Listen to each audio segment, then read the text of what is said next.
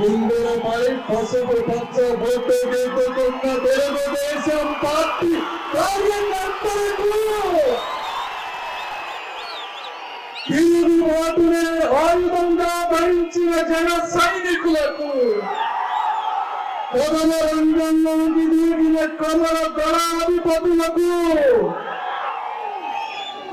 ఆంధ్రప్రదేశ్ కి మొట్టమొదటిసారిగా అభివృద్ధి చూపించినటువంటి నాదెండ్ల మనోహర్ గారికి తెలుగు జాతి కీర్తి కిరీటంలో మకుటం లేని మహర్షి 4 పదుల రాజకీయ ప్రస్థానంలో అడుపెరగని రాజర్షి నవ్యాంధ్రప్రదేశ్ కు ఊపిరి పోసిన దేవర్షి నేను అభిమానించే ఆరాధించే శ్రీ నారా చంద్రబాబు నాయుడు గారికి నా నమస్కారాలు.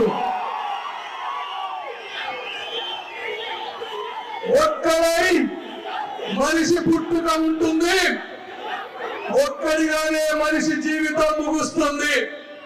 అయితే ఒక్కడిగా బతకడం మనం చేసుకునేటువంటి కర్మ. జగన్మోహన్ రెడ్డి గారు చెప్తారు, నేను సింహం, నేను ఒంటరిగా వస్తాను అంటారు. సింహం అంటే పరదాల చాటున వస్తుందా? సింహం అంటే పోలీసుల అండతో వస్తుందా? సింహం అంటే పచ్చని చెట్లని నరుక్కుంటూ భయంతో ప్రజలలోకి వస్తుందా? సింహం అంటే ఇలా వస్తుంది బ్రదర్.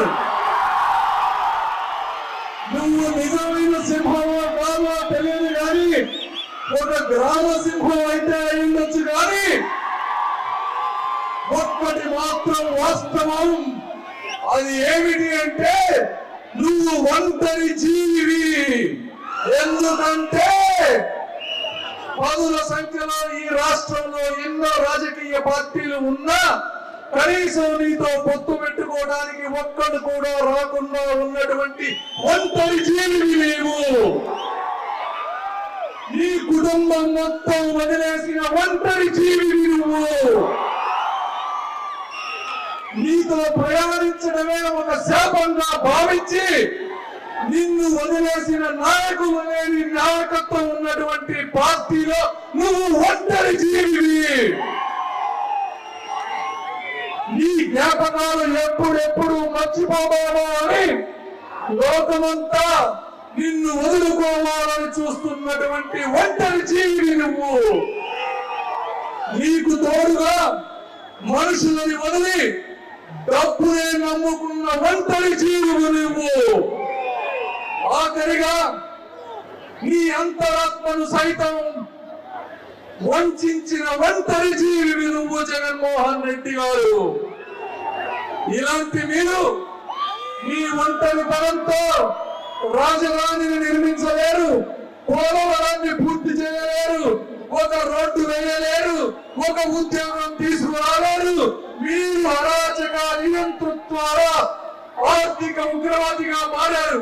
మీలాంటి వ్యక్తులని రాజకీయ ముఖ చిత్రం నుంచి శాశ్వతంగా సమాధి చెయ్యాలని తెలుగుదేశం పార్టీ కార్యకర్తలను జనసేనకి, అసెంబ్లీకి, పార్లమెంటుకు తెలుగుదేశం పార్టీకి ఓటు వేయాలని, అదేవిధంగా ఈరోజు పవన్ కళ్యాణ్ గారు దశాబ్దాలుగా జరుగుతున్నటువంటి వర్గ వైషమ్యాలని కలిపి అన్నదమ్ములుగా మార్చి సమాజాన్ని ముందుకు తీసుకువెళ్లాలనుకున్నటువంటి గొప్ప సందేశాన్ని మనం తూచా తప్పకుండా పాటిస్తూ అందరం కలిసికట్టుగా జనసేన, టీడీపీ అభ్యర్థులను గెలిపించాలని కోరుకుంటూ ఈ అశేష ప్రజానీకానికి హృదయపూర్వక కృతజ్ఞతలు తెలుపుకుంటూ సెలవు తీసుకుంటున్నారు.